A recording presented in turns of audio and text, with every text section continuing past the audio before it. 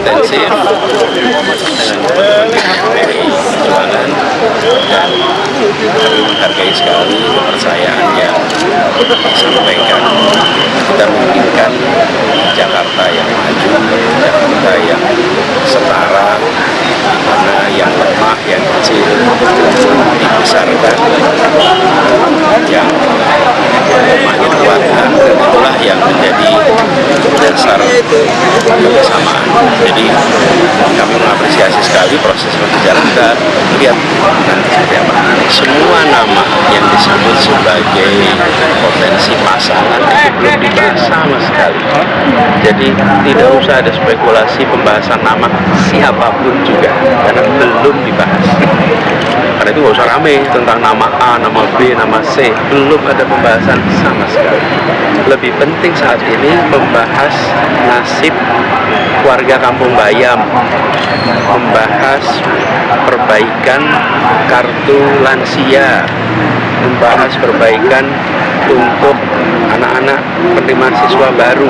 Jadi itu lebih penting untuk kita bahas daripada soal nama, masih jauh sekali. Pak Anies menjadi spotlight atau menjadi sorotan untuk konteks Pilgub Jakarta, pemirsa. Tapi memang pertanyaannya ketika Bang Habib ditanya oleh wartawan, sejauh ini belum ada aspirasi rakyat untuk Gerindra yang ingin mencalonkan Anies Baswedan dari Partai Gerindra. Masa Bang, benarkah? Ya pasti, itu di konstituen kami ya. Kenapa? Ini perlu digarisbawahi bahwa masyarakat Jakarta itu adalah tipikal pemilih yang sangat rasional. Saya bahkan berani katakan yang paling rasional. Jadi di Indonesia ya, di provinsi-provinsi seluruh Indonesia. Jadi ekspektasi mereka terhadap pemimpin-pemimpin politik ini terlalu tinggi, selalu sangat tinggi. Sehingga kalau tidak deliver apa yang dijanjikan atau dianggap tidak deliver oleh rakyat, maka rakyat akan mudah membuat orang yang tadinya superhero, dianggap superhero, menjadi bukan siapa-siapa. Paling gampang adalah kita lihat tidak pernah ada kepala daerah incumbent yang menang kembali. Mulai Pak Foke, kemudian Pak Ahok itu kan hitungannya incumbent, itu belum pernah. Juga di dapil saya, Mbak Caca di Jakarta Timur, baru pertama kali di tahun ini ada incumbent yang bertahan, saya dan beberapa teman. Di 2 periode sebelumnya tidak satu pun incumbent lanjut, ya karena saya lihat sendiri lebih sulit mempertahankan, jauh lebih sulit daripada ketika merebut pertama, ya. Masyarakat selalu bertanya. Ya, kalau kita turun jelang kampanye, masyarakat bertanya, dulu kemana aja Bang Dewan, gitu kan, 5 tahun kemana saja, padahal kan nggak mungkin kita turun berbarengan di semua tempat yang ada. Mungkin kita turun di satu titik, tapi kan nggak sempat turun di titik-titik lainnya pada saat yang bersamaan. Tapi itu menjadi ciri memang masyarakat Jakarta itu kritis sekali. Jadi mereka benar-benar menilai nih sosok-sosok pemimpin yang ada sekarang. Nah, karena itu memang tantangannya lebih berat kalau kita mendukung yang incumbent. Secara rasionalnya begitu. Walaupun tentu ada hal-hal subjektif di antara grassroots pendukung kami dengan apa yang terjadi waktu Pilpres kemarin ya. Tentu bekasnya belum hilang gitu kan. Bekasnya belum hilang kalau di grassroots. Nah, jadi perpaduan antara kondisi objektif dan subjektif tersebut yang membuat memang nggak muncul nama Pak Anies di konstituen kami. Budi banyak, Ridwan Kamil banyak, ya sempat ada Mbak Rahayu Saraswati, ya, tapi Anies ini nggak ada gitu. Dapat dikatakan minim sekali lah, ya bukan yang nggak ada 1% nggak ada, tapi memang minim sekali. Oke, ya, Bang Gilbert. Nah, lantas kenapa PDIP mau mencalonkan Anies Baswedan? Jelas-jelas di sini Bang Habib nggak ada itu petahana bisa kemudian mencalonkan lagi dan menang untuk DKI Jakarta. Nah, bagaimana PDIP? Masing-masing mungkin kita bisa punya pemahaman yang berbeda. Kenapa kita mengatakan kemudian PDI Perjuangan tertarik? Tentu melihat hasil Pilpres kemarin, bahwa selisihnya antara Pak Prabowo kemudian kedua Pak Anies itu nggak beda jauh. Jadi kalau dikatakan ada sinergisasi kemudian kalau kita bergabung antara 03 dengan 01 yang dulu, kalau misalnya kita tarik nih garis linier dari Pilpres kemarin, atau kemudian kita tarik dari partai pendukung, saya melihat justru akan sangat menarik kalau kemudian PDI Perjuangan dengan PKS bisa bekerja sama. dua partai ini kan sangat besar suaranya. Bukan isu soal individu Pak Aniesnya, tapi soal figur dari soal pamor dari partai yang dua ini. Kita tahu bahwa di Jakarta sebenarnya yang betul-betul punya mesin yang sangat kuat menggerakkan di bawah itu adalah PDI Perjuangan dan PKS secara nasional juga. Artinya sebenarnya kalau kedua partai ini mampu membuat isu yang kemudian sama untuk membangun Jakarta dengan memunculkan orang yang bisa bekerja, bukan hanya anak-anak begitu, tentu akan sangat mendongkrak. Bahwa kemudian selama ini kita mencari figur yang ada, coba lihat semua figur yang dimunculkan oleh PDI Perjuangan adalah figur-figur yang kita anggap mampu membangun Jakarta. Jakarta itu harus lebih baik, bukan kemudian status quo.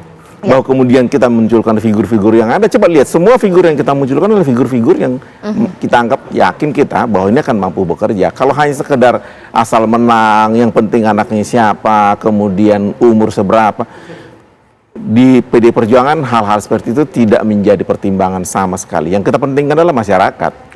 Bagaimana membangun Jakarta. Iya. Dua analisis ini boleh dong dianalisis kembali Bang Hensat. Betul tidak bahwa untuk DKI Jakarta karena pemilihnya rasional tidak ada mungkin incumbent atau petahana bisa kemudian memenang, lebih berat untuk memenangkan kontestasi Pilgub di sini. Dan yang kedua, ntar dulu di Pilpres suara Anies bagus seperti apa?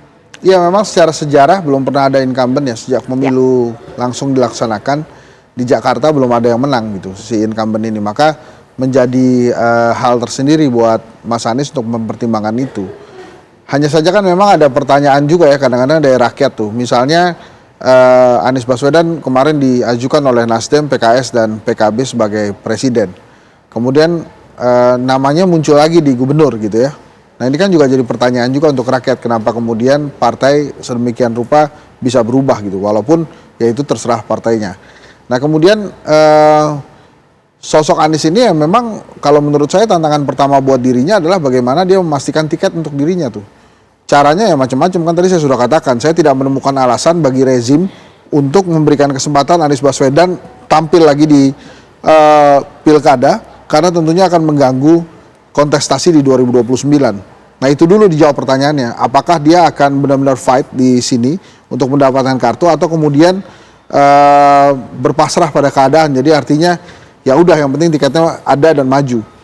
Kalau memang Anies bisa menyolidkan PDI Perjuangan, PKS dan PKB, ini akan enak buat dia. Karena betul tadi PKS dan PDI Perjuangan dua partai politik yang memiliki suara banyak di Jakarta. Ditambah lagi kekuatan PKB, menurut saya dia akan punya kesempatan untuk berlaga di pilkada. Tapi lagi-lagi kontestasi politik saat ini di Indonesia itu hanya tidak tentang bagaimana partai memberikan rekomendasi, tapi ada satu variabel lagi, yaitu variabel rezim. Bagaimana kemudian apakah akan berperan atau tidak di pilkada. Kalau demokrasinya smooth, demokrasi original, demokrasi yang asli, ini tentunya bukan hal yang masalah buat Anies Baswedan, sehingga mungkin dia bisa bertarung melawan Ridwan Kamil dan Kaisang yang selama ini sudah dianggap hampir pasti menjadi pasangan calon gubernur di Jakarta. Nah sampai hari ini kan kondisinya Caca, ini semuanya baru level DPW dan DPD, jadi artinya baru level Jakarta. Belum ada partai politik yang di level nasional yang kemudian memberikan atau membuka kartu untuk Mas Anies Baswedan supaya dia dapat tiket, ataupun yang lain termasuk Ridwan Kamil, atau misalnya nama-nama lain seperti Andika Perkasa, atau nama-nama yang memang dianggap baru di level relawan saja. Misalnya ada Abraham Samad, ada Sudirman Said, ada Risma, ada Andika, itu kan di level relawan, itu belum masuk di level DPD DPW gitu. Oke, sekarang saya kembali bertanya kepada Bang Iqbal yang sekarang sudah tersambung. Tadi sedikit ada problem komunikasi kita dengan Mas Iqbal. Mas Iqbal, ini boleh diberikan komentar, kira-kira untuk PKS akan lebih berpikir rasional dengan logika seperti apa? Bang Gilbert mengatakan Anies masih menarik karena pakai suara di Pilpres ini suaranya cukup tinggi. Tapi Mas Habib mengatakan di sini sebentar agak sulit untuk memenangi Pilkada Jakarta untuk periode karena dia merupakan seorang petahana. Jadi rasional pemilih Jakarta ini seperti apa? Ya saya kira memang ini semuanya masih dinamis ya. Kita masih menunggu partai-partai lain untuk mendukung Mas Anies, dan kami juga sedang mengkaji di PKS. Tetapi kalau tadi Mas Habib mengatakan bahwa pemilih rasional di Jakarta itu seperti banyak incumbent yang gagal, tapi dalam konteks PKS itu konsisten 5 kursi dari sebelumnya, 2 dari Dapil Jakarta 2 dari Jakarta Timur, dan 1 dari Jakarta Barat dan Utara. Artinya apa? Bahwa sebenarnya pilihan PKS ini juga sangat dianggap konsisten oleh masyarakat. Jadi seandainya PKS satu hari pun mengusulkan Mas Anies, itu tentu saja menjadi salah satu cerminan bahwa PKS itu sebenarnya diterima konsisten, dan kali ini kami menjadi pemenang. Jadi nggak benar kalau dikatakan warga Jakarta tidak menginginkan Anies lagi, karena dari masukan-masukan dari daerah, ya, dari dapil-dapil, khususnya di Jakarta, warga Jakarta tentu saja menginginkan. Buktinya apa? Survei kepuasannya tinggi, kemudian juga surveinya juga masih besar, gitulah. Itu kan indikator, gitu. Ada nggak survei yang mengatakan bahwa Mas Anies itu surveinya di bawah 20% atau di bawah 10%? Bagi calon saat ini, saya kira bagi partai politik tentu saja dia juga menginginkan calon yang berkualitas, baik, sesuai ideologis, dan juga berpeluang menang. Jadi kenapa PKB menyampaikan, ya, termasuk beberapa partai yang akan nanti tentu saja kami berharap ada dukungan, itu tentu saja menunjukkan bahwa surveinya masih tinggi, masih didengar. Orang yang pernah bertarung di Pilpres tentu saja memiliki popularitas yang tinggi, dan kami bisa jadi melihat ini adalah peluang justru bagaimana PKS juga akan melanjutkan kemenangan Anies di Jakarta. Tetapi semuanya masih dinamis, belum diputuskan, dan kami melihat bahwa kader-kader PKS pun juga layak. Oke, mungkin singkat ya di sini sebelum kita jeda, Mas Hensat. Ini kan contohnya adalah PKS, dia begitu meraup suara untuk pileg di DKI Jakarta, tapi tidak mencalonkan kader internal. Sama halnya juga dengan PDIP, meski ada Risma pun masih pikir-pikir, apalagi juga Gerindra, ada Sarah, ada Budi pun masih pikir-pikir. Ini balik lagi, calon populer masih menarik atau bagaimana ya? Ya, calon populer itu pasti sangat menarik. Nah, masalahnya bukan masalah sih, tantangannya di Jakarta ini kan jadi barometer politik nasional. Maka ada keinginan untuk tidak kalah. Nama Ridwan Kamil ini kan diasumsikan satu-satunya tokoh yang bisa menandingi elektabilitas Anies Baswedan di Jakarta. Kenapa? Karena Ridwan Kamil menjadi gubernur di Jawa Barat yang notabene ada di lingkaran Jakarta, termasuk misalnya sebelum mencalonkan Ridwan Kamil kan sempat ada nama Ahmad Zaki Iskandar dari Golkar yang memang kinclong di daerah Tangerang, gitu ya. Jadi nama-nama itu yang dicari, dan kebetulan adanya ya Mas Anies, sementara ini ada Ridwan Kamil. Belum lagi muncul nama-nama lain, sempat ada nama Mas Budi Jiwandono waktu itu. Nah, tapi kemudian dia nampaknya ditugaskan oleh Prabowo di DPR kan. Nah, jadi memang yang ada saat ini Anies Baswedan dan kemudian mungkin Ridwan Kamil. Tapi Ridwan Kamil kan juga dia baru pamit di Jawa Barat beberapa kali saya lihat posternya memang mau ke Jakarta dan lain. Apakah itu diartikan pamit saya juga nggak ngerti juga. Tapi kemudian di Jakarta apakah Ridwan Kamil kemudian memang menginginkan Jakarta daripada Jawa Barat, yang padahal di Jawa Barat dia incumbent gitu. Dia bisa jadi gubernur 2 periode, kecuali memang obsesinya Kang Ridwan Kamil ini dia maju ke Jakarta untuk level nasional.